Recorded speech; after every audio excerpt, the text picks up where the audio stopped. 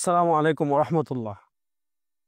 প্রিয় দর্শক, আজকে একটা ছোট্ট বিষয় আমরা পর্যালোচনা করব। সেটা হচ্ছে জাতিসংঘের মানবাধিকার কার্যালয় স্থাপনের পক্ষে বাংলাদেশে যারা আছেন তারা যুক্তি দিচ্ছেন যে জাতিসংঘের কার্যালয় যদি বাংলাদেশে হয় তাহলে বাংলাদেশে মানবাধিকার লঙ্ঘিত হলে জাতিসংঘ সেটা দেখভাল করবে, মানবাধিকার লঙ্ঘিত হবে না। তাদের কাছে আমাদের প্রথম প্রশ্ন হলো, এই যুক্তিটা কখন টেকসই হতো? যদি জাতিসংঘের পারফরমেন্স ভালো হতো। প্রশ্ন হলো, যে সকল রাষ্ট্রে জাতিসংঘের মানবাধিকারের কার্যালয় আছে সে সকল রাষ্ট্রে জাতিসংঘ মানবাধিকার কার্যালয় কতটুকু সফল। যদি তারা সেখানে সফল না হয় তাহলে বাংলাদেশে তারা সফল হবে, এর গ্যারান্টি কতটুকু। 2 নম্বর হলো, জাতিসংঘের সংজ্ঞা আসলে কি। 2 নম্বর হলো, জাতিসংঘের মানবাধিকারের সংজ্ঞা কি। তারা যেটাকে মানবাধিকার মনে করে সেটাকে আমরা মানবাধিকার মনে করি কি না। যেমন মনে করেন নারী স্বাধীনতা, এটাকে তারা মানবাধিকার মনে করে। প্রশ্ন হলো, পশ্চিমারা যে নারী স্বাধীনতাকে মানবাধিকার মনে করে, বাংলাদেশ সে নারী স্বাধীনতাকে মানবাধিকার মনে করে কি না।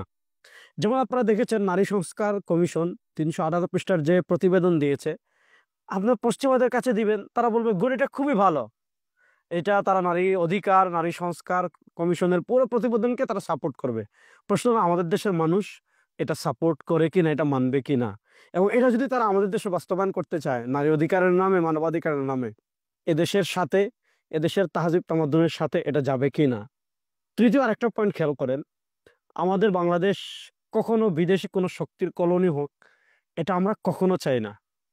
আপনি জানেন মায়ানমারের রাখাইনকে কেন্দ্র করে বঙ্গোপসাগরের সমুদ্রের দখল বা বলেন বা সমুদ্রের আধিপত্য নিয়ে আমেরিকা এবং চীনের একটা আপনার শীতল স্নায়ুযুদ্ধ আছে।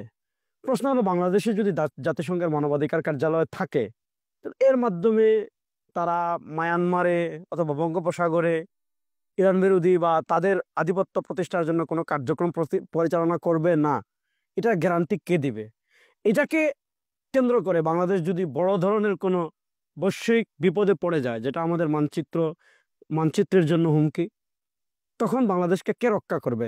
জাতিসংঘের অফিস বন্ধ করে দেওয়ার মতো, বা আমেরিকার যদি চলে আসে এবং তাদের আধিপত্য বিস্তার এখান থেকে অন্য জায়গায় করার চেষ্টা করে, তাহলে সেটা বের করে দিতে পারবে কিনা বাংলাদেশ, এতটুকু বাংলাদেশের ক্ষমতা আছে কিনা। তারপর দেখেন জাতিসংঘের আরেকটা পার্ট কি জানেন? জাতিসংঘ সবসময় আদিবাসীদের পক্ষে কাজ করে।